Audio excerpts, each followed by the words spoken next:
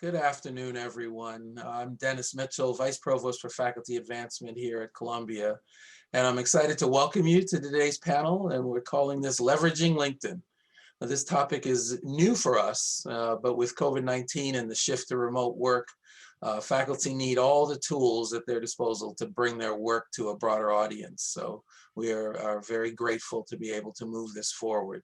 During today's session, you will learn some overall best practices when it comes to getting started, sharing content, and building your connections on LinkedIn.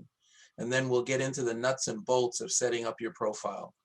We will close with a Q&A, so hopefully that will be robust. Some of you may already feel exhausted by the demands of maintaining a social media presence, and the idea of spending time on yet another platform may feel completely overwhelming. And I hear you.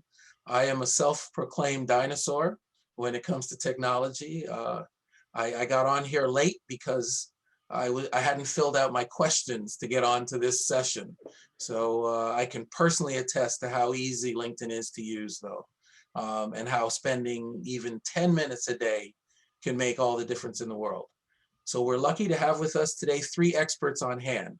Oren Hershowitz, the Senior Vice President for Intellectual Property and Technology Transfer, and the Executive Director of Columbia Technology Ventures. He's also an adjunct professor of industrial engineering and operations research. We also have Ramon Vinluan, Senior Manager and Client Solutions, educational vertical at LinkedIn. And Acacia O'Connor, Director of Social Media here at Columbia. I'm very grateful to all three of them. Thank you, Oren and Ramon and Acacia. Thank you for moderating, and I turn it over to you. Okay. Hi, everyone.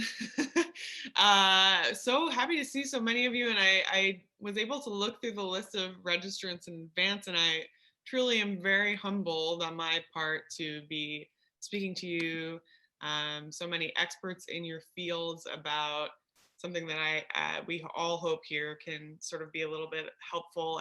I think I personally resist the term expert in any way, because especially in social media, things are changing every single day when it comes to these platforms. But that said, I think if I can help coach you in a direction to feel at least a little bit more at ease with any of these tools and platforms, that makes me happy. So I'm gonna start sharing my screen for a little bit here, but I do want to stress that we want to have a conversation and sort of keep it casual and really focus on your needs, your questions. And thank you in advance. Many of you did share questions that you have with us, and we will make ample time for that. And if you have a question, please do put it in the chat at any time. So bear with me here. Haha.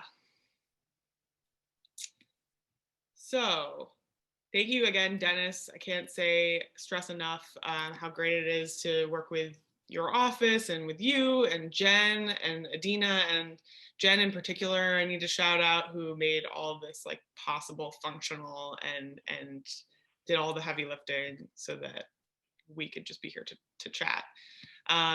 So you've already been introduced more or less to us.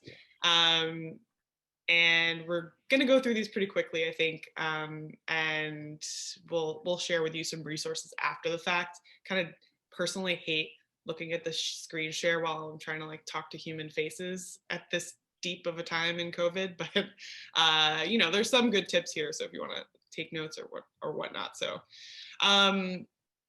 this is the big question, right? Why should faculty use LinkedIn? I think you have both particular needs that even I can't quite fully understand as not a faculty member, but you also have the same needs as everybody else who's on LinkedIn. And my sense from looking at the intake forms was that many of you do have like the basic LinkedIn profiles. Maybe you're you're existing there, you're sharing some things, you're commenting. Dennis really underplayed his skill at LinkedIn, and I just want to give props. I know that he says that he's a dinosaur, but he really does a lot of the things that I think of as like most engaging and making the most of being a real human on a social media platform. And I'm again going to go through these quickly. So LinkedIn is different in a bunch of ways, and all of our panelists can speak to this sort of individually. I think a lot of faculty in my time here, I've seen them participate most on Twitter. Totally understandably, the speed of that, the like news factor, the shareability, just the legacy of Twitter is very powerful. But as Ramon will speak to shortly, LinkedIn is actually the most trustworthy platform when it comes to what I think of as the legacy social media platforms. And these are all questions that we want to talk about today. What makes it different from your other platforms? How can you use it effectively? How to get started if you're really just getting started? And what are the different spaces and tools that you can use within this universe? Even 10 minutes of your time can be useful. Right. So Ramon, I really would love if you could speak to this. And Oren, of course, just raise your hand if you have anything to add as well. But something that I think we said before, and then you came in and you were saying the same thing, is that something about LinkedIn that's unique is that everyone is on their best behavior because you're like sort of putting your professional persona forward, your work self, and people are quite polite and engaging and uplifting, whereas I think the same could not be said for Twitter. Say a little bit more about that if you can.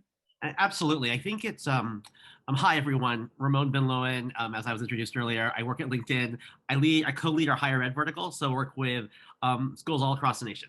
And what's great about our platform is we have taken a very like trust and safety approach first, like members first is one of our values. In that, like we haven't historically allowed political ads. We are very slow to be cutting edge on the kinds of things that we allow in terms of with moderation, as opposed to kind of other platforms.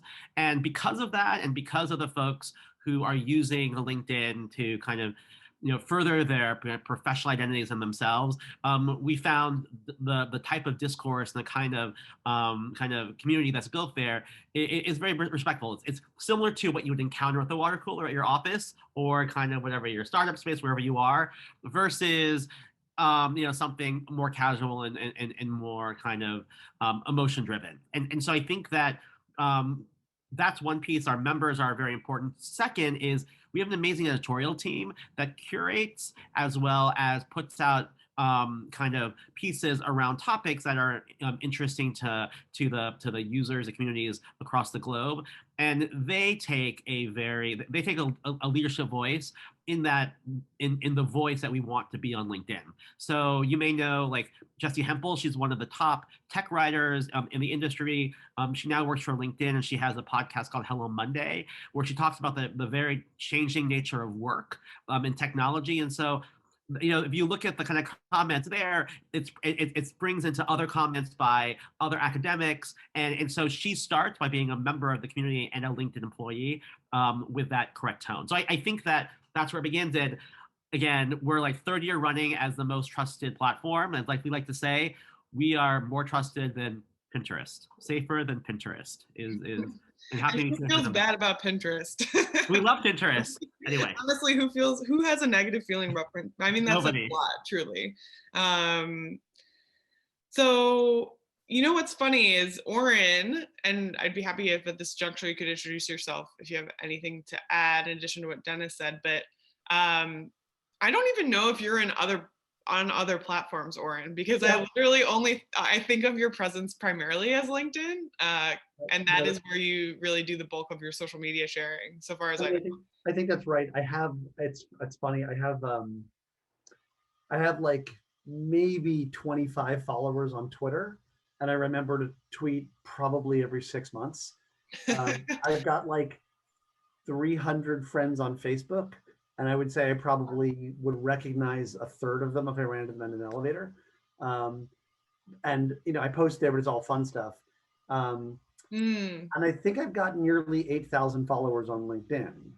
And it's definitely, I'm on LinkedIn. I probably post on LinkedIn at least once a week, maybe twice a week, between my own stuff and other people's stuff. And I use it very, very differently, and I use it very intentionally. So, I will say I didn't start with 7,000 followers, and it's not like 7,000 followers. We're not in like Justin Bieber territory here, but like, Right. it is but for LinkedIn, it's a pretty good network, and it's starting. Connolly Jurgowitz, who's on the phone, is our marketing director at CTV. We were just talking about, you start to see real payoffs from LinkedIn use if you're using it to support your business objectives. And so again, I'm not really a faculty member. In fact, I'm not a faculty member at all. I do teach a class, but when if you think first about what you're trying to achieve and think about what LinkedIn can do to achieve it, I think it can be an extraordinarily powerful tool.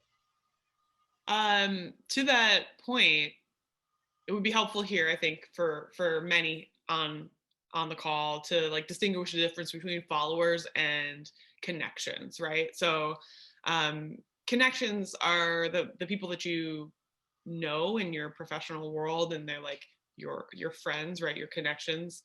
And I think once it gets above 500, you can't even see how many someone has. Followers is different. Can you speak to followers, Oren, and No, who those are? that's actually a great point. I actually meant connections. Okay. So I use them largely interchangeably. But I think I've had this conversation with people in my profession. By the way, I don't think I introduced myself. So just for context, I'm Oren Herskowitz. I've been at Columbia 15 years. I was at the Boston Consulting Group for 7 years before that. So I come from industry.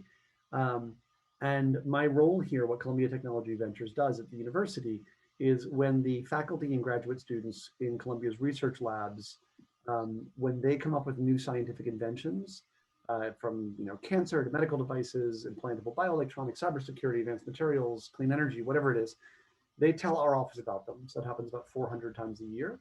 And then we try to figure out which of those have potential to either become startup companies or would benefit from partnering with industry.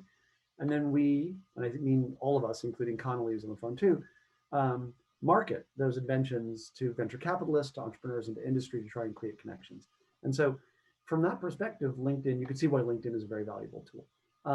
I use it differently than many people do. So I think, Acacia, what you mentioned is true, that a lot of, for most people, I think the number of connections you have really is, those are your trusted counterparts, whereas followers could be thousands of people. I've actually very intentionally, my general rule is I will accept a connection from anybody who isn't obviously trying to sell me something.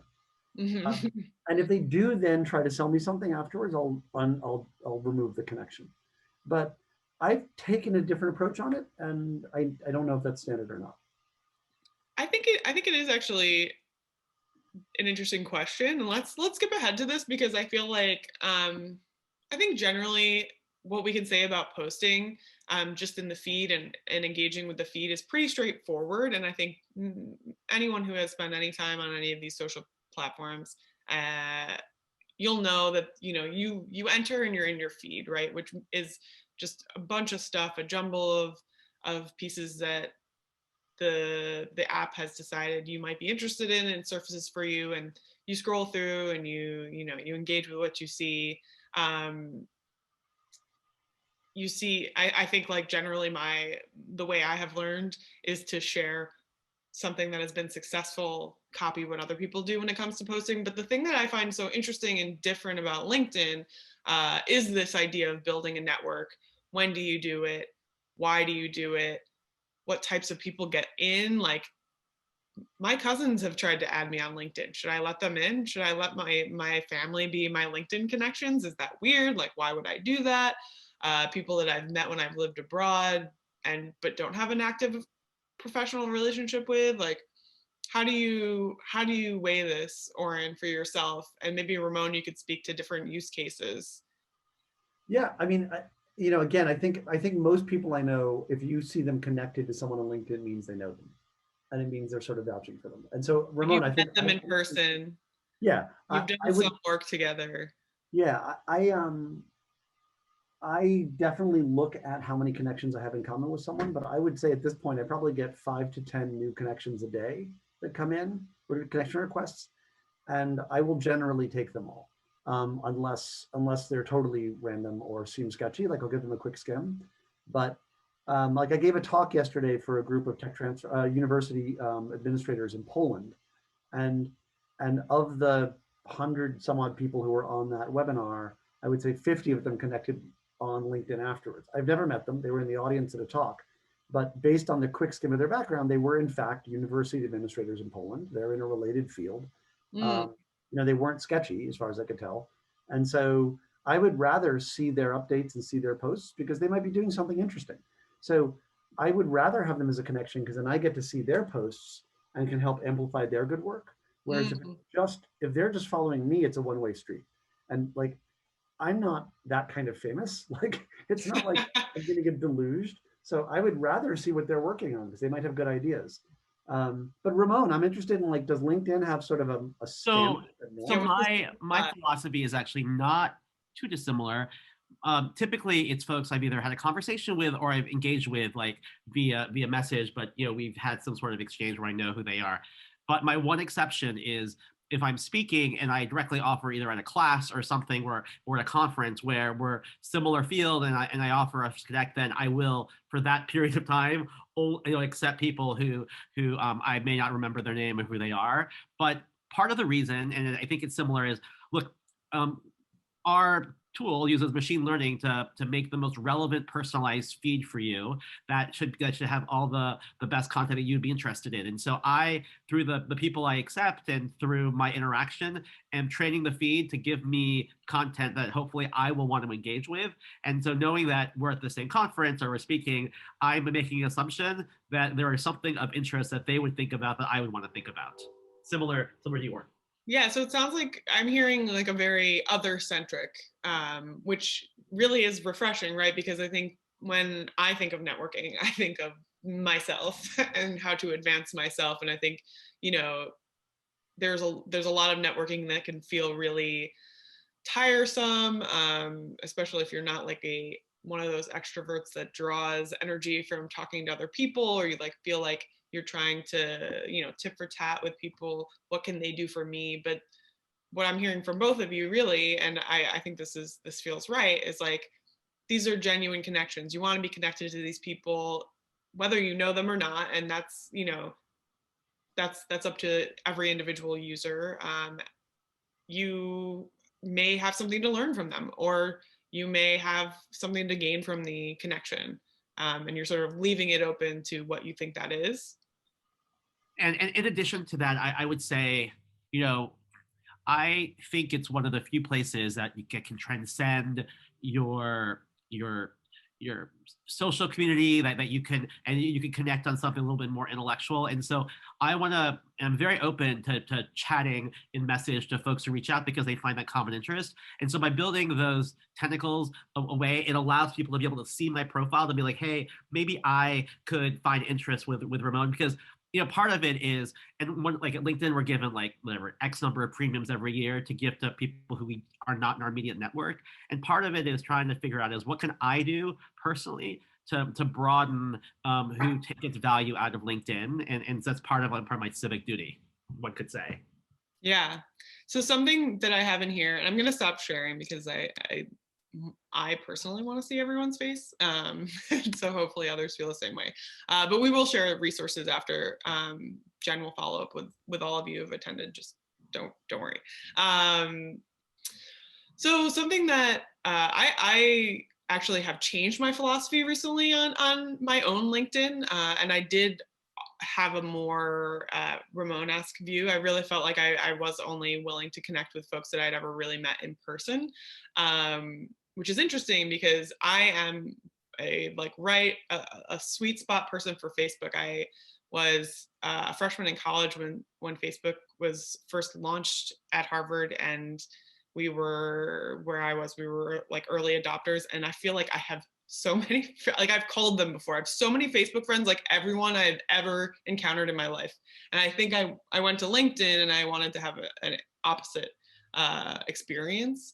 And now I've changed my mind where I'm like, you know, there's a lot of people out there, especially now that we can't go to conferences. I think for all of you, like you can't be in these rooms together at events with your faculties, at symposia. You know, you're not going to have the same, at least for a little bit still, the same ability to encounter folks that you would in real life and sort of make that connection. And so this is, I think, a really good replacement. I generally, you know, reach out to people or accept people who we have like some simpatico in what we do, and what we're interested in, and what our histories are. But I also have started to like branch out, and something that I find to be essential when you're making connections is to just have a brief personal message and make it be authentic. This is something that I think I wanted to touch on before we move away from like the positive mood and the professional persona of LinkedIn. I know that everyone struggles with this across social media. I struggle with it myself. Like, how much of yourself are you showing on social media, and how much of it is your authentic self? Like, how much of your like day-to-day do you reveal? Do you keep it professional, just about work, just about your scholarship, just about your pedagogy? Do you keep it, you know, where is that sweet spot? And I think the answer really is, it's different for every person, and you have to like find the space that's we actually had like kind of a tense conversation about this, anyone who was on our Twitter discussion, because there were people on there with different philosophies on our panel. And I do just want to emphasize that while there are best practices, it really comes down to like thinking in advance and being intentional about, why am I here? Yeah. You know, even I encourage people just to sit down, spend 5 minutes, literally write it down. Why am I using this? What do I want out of it? Like, keep the goals like small. You know, I want to just connect with some more people in my field, or I want to, you know, get some more eyeballs on my publications. I want to see what else is out there. Okay, audience question. Isn't it dangerous to mingle the professional with the more personal? And again, totally hear that. Oren or Ramon, you guys want to speak to this? I mean, Ramon has two new babies, so like, I'm sure it's very difficult not to share tons of photos of them. So that's a great example. So as a gay dad of twins, like I haven't posted any twins on there because it's not relevant to necessarily my professional identity. But what is relevant is that as a side gig, I co-lead our employer resource group for LGBT plus folks. So I do talk about some of the political gay rights issues. I talk about things from that lens, as opposed to necessarily, here are my cute babies, please adore them. And so I think if you figure out which piece of it kind of could tie with the things that you are trying to further in your professional identity that should be involved in the corporation, et cetera. But again, it's up to everyone with how they identify what that identity is. I mean, I would agree. I generally think of it as like, what would I do at a conference? Like, if I'm at a conference and a conversation comes up about, like, you know, personal related matters as it relates to the workforce, like burnout or work-life balance, or you know, human rights issues or bullying or any of those issues, then that's fair game. And that would be something you talk about professionally amongst your peers. I do a lot of that personal sharing on Facebook. I'm a very open person about our personal lives, but I've never once posted something personal on LinkedIn. I will, on the other hand, frequently congratulate I try very hard to amplify other people's successes on LinkedIn.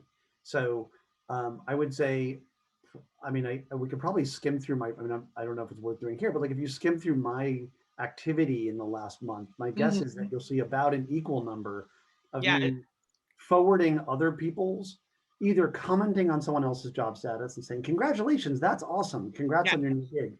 Or forwarding something they posted to my own network saying, great job available at blank. Or if you've never gotten a chance to work with Leslie Miller Nicholson from MIT, you really should. So that kind of stuff is like not Being a good colleague. but I'm sharing something because of a personal connection to someone else, but it's not about me. Right. It's not personal, but it's personality. Yeah, I think that's right. And so like I feel like I'm very much my authentic self on LinkedIn. It's just not all of my authentic self. Right. I'm not going to talk about, what's going on with my kids. I'm not going to talk about what, I'm very proud of my wife, but I think I might have shared on LinkedIn when her book came out, but I don't generally post about her activities. No one knows where I live on LinkedIn. I don't post about my neighborhood. But I will talk about the state of New York City and the state of the state, and I'll talk about things that are going on the mayor, the governor, the federal administrations are doing as they relate to my job. So like economic development, technology investment, venture capital, things like that. I will absolutely talk about what the mayor's doing or the governor's doing, but generally it's the kinds of things I talk about in a panel at a conference, not around a bar stool. Yeah, I looked at all of your all of the LinkedIns that I could look at. I did look at, and Oren, it's true that, and I want people to be aware of that your activity is also visible to humans unless you have your settings turned a certain way. So like I can see that indeed your activity is mostly congratulating other people or sharing other people's work, commenting on it.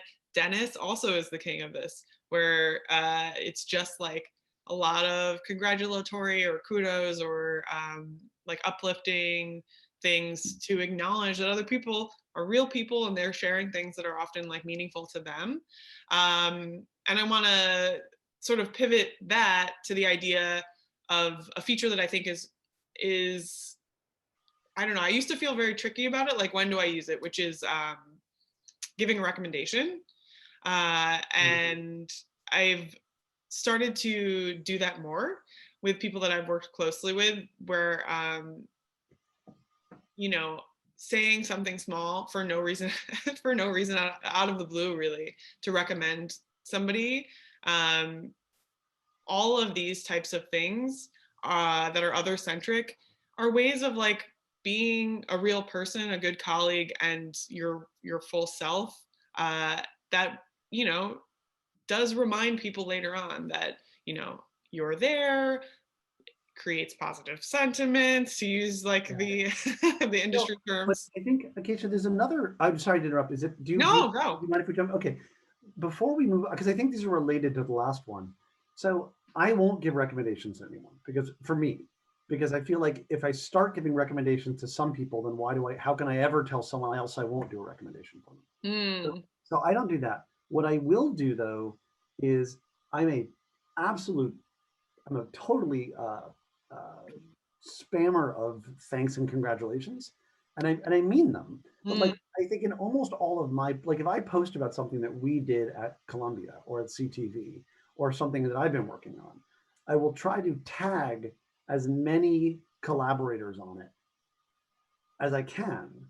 I mean, you have a character limit, but if you did something and you take the moment to acknowledge the people you've been working with, or actually similarly, if somebody comments on one of my posts, I will always try to comment back on the comment to reflect on it, to acknowledge that I've heard it.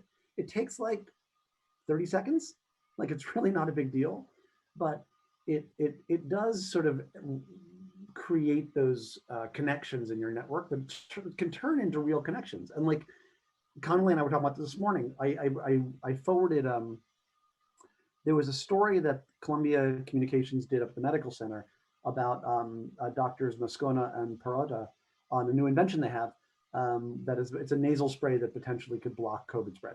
And very, very cool story. And I know the PIs. And so I forwarded that one. Actually, I think I didn't forward it, I reposted it because the algorithm seems Ramon, I'm interested if I'm right on this one, but it seems like when you forward someone else's post, it doesn't get shown as broadly as when you repost the content yourself and link back to their post. I don't know if that's true or not, but so the mechanics of what is, it's constantly changing, so I Okay. can't either confirm nor I don't really Okay, know, that's fine. honestly. That's fine. But in that one, so like I congratulated the two of them and tagged the communications group on their work and on the story. And there's people in my network that I've literally never met, but over the years, I've congratulated them on their successes and they've congratulated me on Columbia's successes. And in fact, one of those connections who I've literally never met in person saw that post and wrote to us immediately and said, I'm interested in starting a company around that. So like, Oh, that's so amazing. it's the first time that Connolly and I noticed, like it's the first lead, like that came purely from social media, and not only social media for us, but not only social media, but social media from someone we don't actually know. But over the years, we've built a relationship by commenting on each other's posts. And so it can, those kind of connections can be created through that kind of interaction. That's wonderful. That, I see a lot of the bad on social media, and these sorts of things do restore my faith a little bit when you hear stuff like that. One thing I'm cognizant of our time here. I do want to make sure we sort of get some space for some more questions if people have them. But I don't want to come out of this without having talked about what I think of as like sort of an underutilized but really useful tool for y'all in LinkedIn, which is not just posting, but using what is essentially a publication function that is almost like a blog. And Dennis is using this already. And it's something that from the University Central perspective, we are super encouraging of. Those of you who might have something to say that's related to your field that you might, in another world, like try to find an op-ed or source a piece somewhere on that. Or if you like already have a blog, there's space for writing these short pieces that I think can really build out your presence as someone who, you're working in your very specific fields that you're experts in, but you have like applicable experience that may touch on things that people are interested in like a general parlance way, a general audience way. Ramon, can you speak a little bit more to that and how people can leverage that aspect? Sure, it's actually relatively easy because like when you on your main profile page, you can easily start a post from the very top if you're on the desktop, and you just either start up. You could, and it could be either, and it's just like it's so easy just to start a post, and then if you know that the topic that you're writing about is related to topics that other people that you respect are writing about, just figure out what the common hashtags are to kind of get them kind of grouped, so they could be hopefully seen by a similar community. And I think that in time, those who are interested in the areas in which you're posting will start to, going back to the question of the feed, get your posts around those topics prioritized in their feed. And so part of it is, every connection, every person has an individual algorithm based on what their activities are to know what they're interested in. And so, I've seen lots of success when people have specific voice around a topic that others are writing about, or but have a different point of view. Because it's that collection of, it's that discourse that I think LinkedIn finds particularly interesting when there's lots of different points of view and there's comments back and forth, as opposed to just being kind of a singular authoritarian, this is the way. Totally. Right, exactly. And it allows you to inject, again, not your personal life, but your personality as well, things that matter to you as a professional, beyond just like, I publish this, or my center is working on this issue, or the university is working on this issue. I just want to share very briefly my screen so you can see what I'm talking about here, because there are different options. Can you guys see that? Some like what I see, as well as Columbia's little, my gateway to Columbia there. So, what I'm talking about here is like building out something that's more like an article. Doesn't have to be a long article, and it doesn't have to be necessarily as formal as something you would write for a journal or even a website, but it allows you to speak to issues like as if you were using a blog. And something I really want to emphasize about this is that LinkedIn will give you better search engine results than most other spaces on the web. When someone Googles you and you have a LinkedIn account, the SEO is very strong. So your LinkedIn will be surfaced among the probably top 2 or 3 things that could be Googled about you on LinkedIn or on a Google search or a search engine search. And if you utilize these functions within LinkedIn, also the search engine aspect of that is really beneficial for you. If you want to have, or if you don't have enough time to work on your website, which honestly mine's a disaster and it's just like a forever project that needs to be worked on. I think this is a really good option for ensuring that like you have fresh stuff that comes up in your search, which I know is something like mind blowing to even think about. But I want to make There's a bonus on top of the article feature what you're seeing lots of people use is for those who start to write on a regular basis, they will get invited to, I think it may be self-service now, to create a newsletter. So if you're going back to my Hello Monday example, like Jessie Hempel has a newsletter that comes out, following her podcast. And so if you're seen by editorial as having a voice around a topic, then the functionality of creating a newsletter on a regular basis is something that our team will reach out and be like, hey, how do we help you amplify this topic in which you write regularly about? And so that's one of the focuses of our news team. I mean, I will. Those voices. Yeah, I wanted to add, I think all of this is really important. I think the thing that's really shocked me, I mean, I'm in sort of, I'm 50 now, basically. I'm 49. And I didn't grow up with LinkedIn, and my career didn't really get started with LinkedIn. And in fact, I wasn't really a power user until I got to Columbia. So I haven't done a job search for myself since having LinkedIn. But I will say, as someone who does a lot of hiring and a lot of helping other people find jobs, at this point, I look at LinkedIn before I look at a resume. So if someone applies for a job, I will go to their LinkedIn first. And especially before I bring them in for an interview. And so, why is that, Oren? Well, because I mean, the resumes are great, but they're very curated. In LinkedIn, you can really see like what the history of someone's activity has been and what they've done and what they're talking about and who their connections are and what communities they're plugged into. And so I also believe, just to interrupt, sorry for interrupting, is that it's a platform to see the person as a professional and a human. If you think about the features, not just your profile picture, but the big header photo that you could put in, there's lots of ways that you can personalize it to talk about who you are. And who you are can be all professional, but gives clues that a resume, which is all words, it's all in third person, could not. And one of the reasons why we encourage everyone to speak in first person, to have that more conversational tone. Right. Yeah. And I think that my point there was, people really do it. It's become, at least in my world, I don't know what it's like for faculty, but at least in my world, it is very hard to get hired, I think, for a moderately senior role, mid-level or senior role, if you don't have an up-to-date LinkedIn.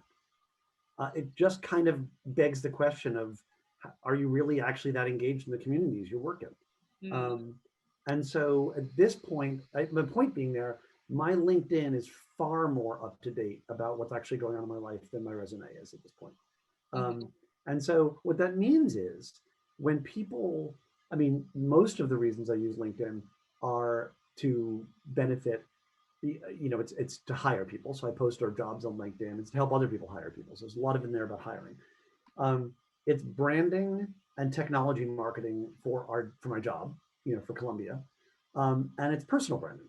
And I don't mean personal branding like, doing brand makeovers. I don't mean like that kind of detailed personal branding, but like, it is who I'm putting forward into the professional community. And because of that, and because of my LinkedIn profile, I get invited to go do stuff that's really interesting and also career building.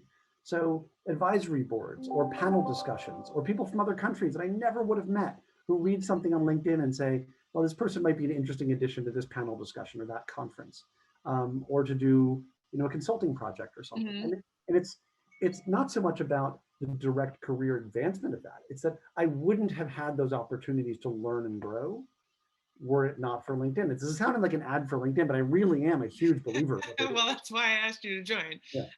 And I will say that our faculty folks who are like ready to be power users, we need to know who you are, because we tried to get some more, strictly and Oren, though Oren also teaches, but I want to know who you are out there. You're these faculty power users. I know that you exist, but and if you're not there yet, like I feel like there's just you can turn it. And I know that what I felt what Oren just said about you know, missing an opportunity like that. I feel like pressure when I hear something like that, like, oh my God, I'm missing out. I've fallen behind, and like, I should have been on this the whole time. And I will confess that I too am sometimes an underutilizer of this platform myself. I am guilty. But I really want to stress like how, and I think that hopefully what you come away with is like how little you have to do on even a daily or weekly basis to just keep it active enough. Like you think about, okay, I would go and get a glass of water. I go in and I like a few people's posts. I say congratulations. I am doing something where I'm doing a work in progress, or I just read a really interesting article about a new teaching method or tool for connecting to my students like virtually. Really interesting to me. If you have that thought about something and it's connected to your work, you can share that with your network in the same way that you would text it to like a coworker friend or a colleague who'd be like, did you see this? I mean, that's basically what you're doing, is you're taking the professional interactions and you're sort of putting them in this space. So they're not things that you wouldn't ever do already. No doubt you're already talking. You have group chats with your colleagues, and you see things that are going on at different universities or different spaces. It's taking those moments and thinking, this would be, here's where I'm going to do this now. And doing it maybe just like 10-20% more than you're doing it now. I think there's a question. There was a question that Giannis asked earlier. That Yeah, I wanted to get to that. Of like of like political content. Yeah, political. You're right. And so like, should you respond? I'll just tell you what I do. In case I'm interested in your perspective and Maroon's as well. But like, now I'm ready to hear what this is. Yeah, no, I don't. So like, I will post my own political content sometimes. Although even though I have very, very strong political beliefs, I try and treat it like I do a conference. I wouldn't get up on stage at a panel discussion about tech transfer and suddenly go off on Trump, even though I feel that way. But it's just not the right time and place.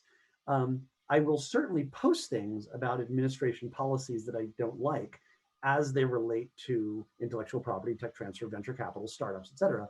But I won't suddenly go off on other stuff.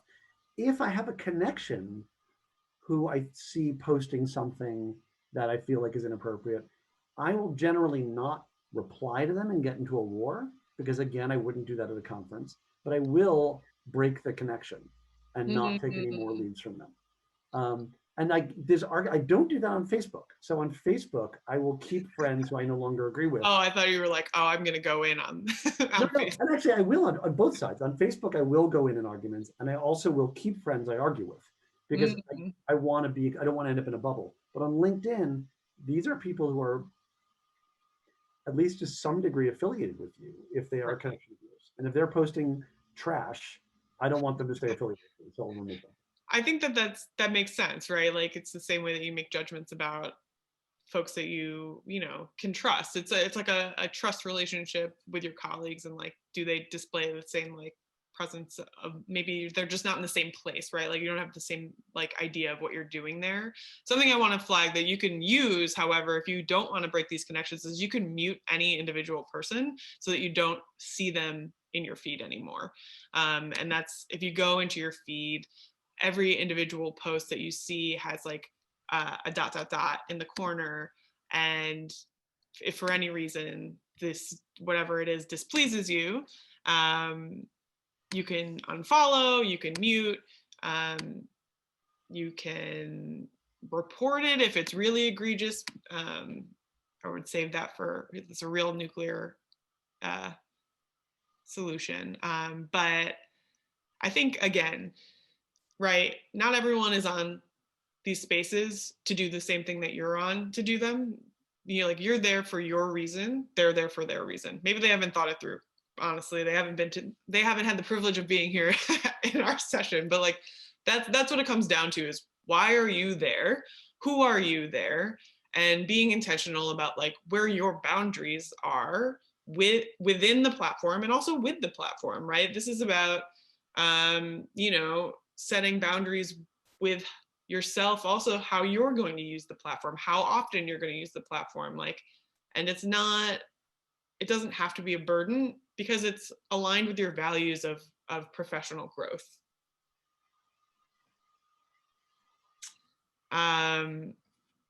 Interested to know if we have any other questions.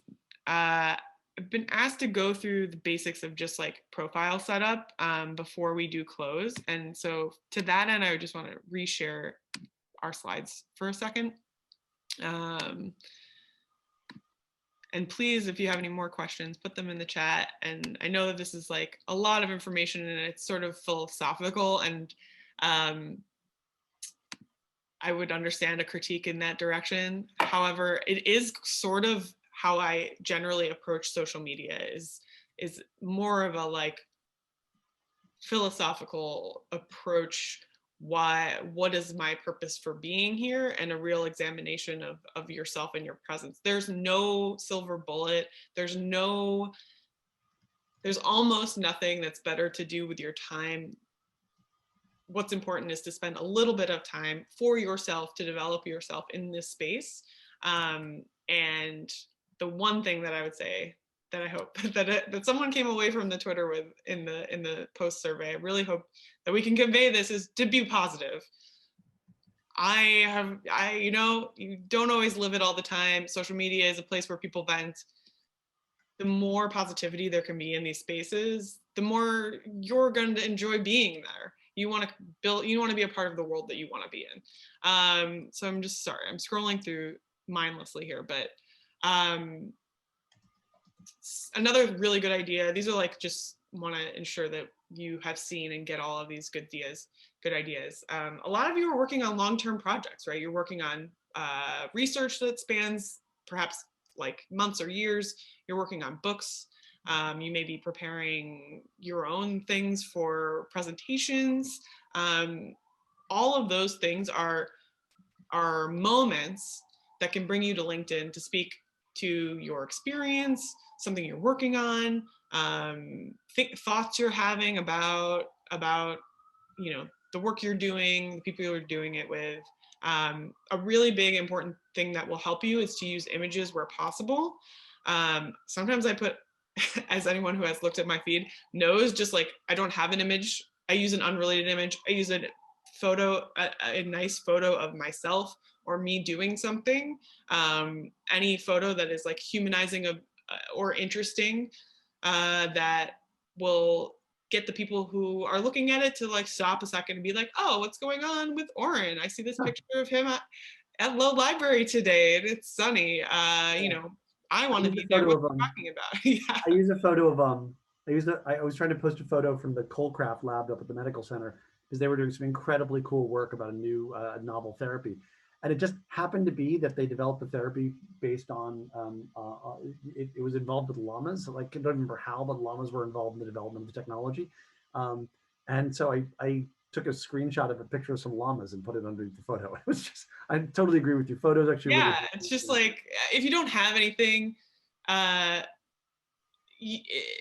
you know, within a certain realm of propriety, obviously, you want to share something that's like striking visually, and, you know, we'll give it an algorithmic boost.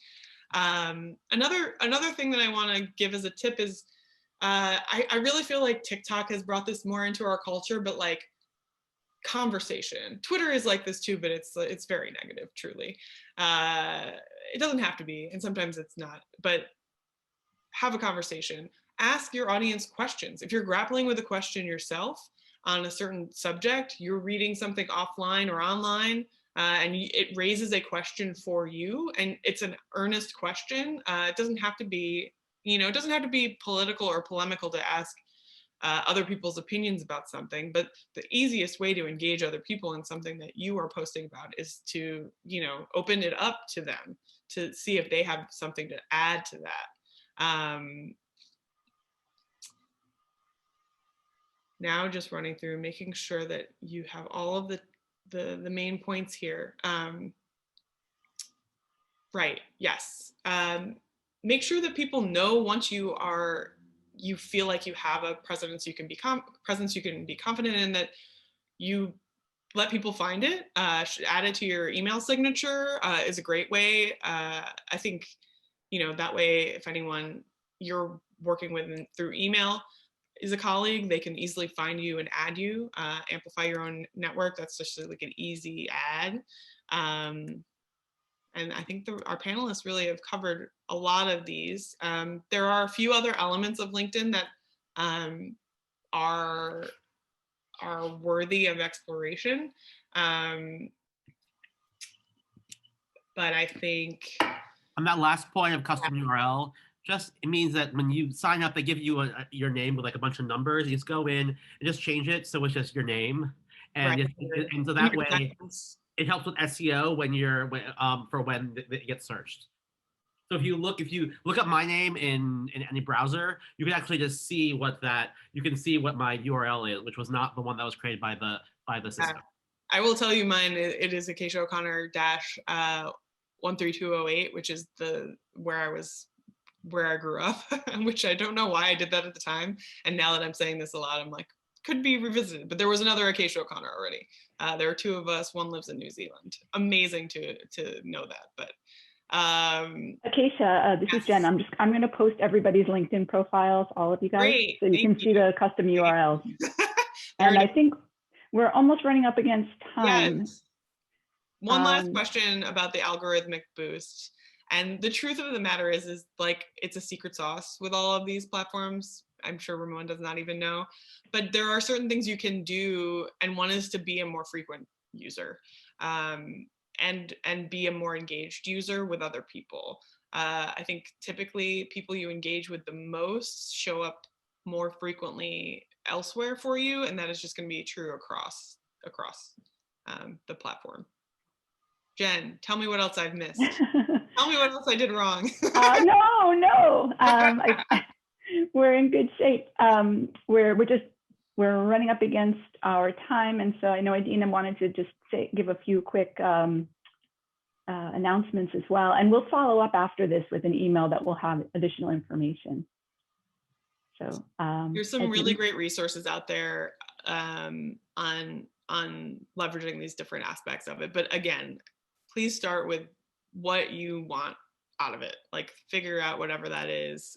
I'm always available, and I'm sure that Jen was about to say this, that we're available to help you. Feel free to reach out. We could set up a meeting one-on-one. We have other folks who are also really good at this stuff who can give you some pointers. Yeah. Okay, I'm done, Jen. Thank you. That was wonderful. Okay. So join me in thanking our amazing panelists today. This was just a fantastic conversation. I learned a lot. I wanted to highlight 2 upcoming events that we have that our office is sponsoring as part of our faculty development sessions. The first is Restoring Equilibrium in Times of Stress and Getting a Grip on Your Myers-Briggs personality type, and that's on Wednesday, March 10th. And the second is How to Be a Visible LGBTQ+ Ally, which is on March 23rd. I think Jen was going to put the links in the chat. You will get them in the follow-up as well. Acacia says that she is ENFJ, and there are implications, whatever your type is, about how you deal with stress, and that will be the conversation on March 10th. But on behalf of Dr. Mitchell and our entire office, I want to thank everyone for joining us today, and we will be following up, and we look forward to continuing the conversation. Have a great afternoon and weekend. Thank you. I'm going to paste that stuff right now. Thanks, everybody. Thanks, everybody. Thank you.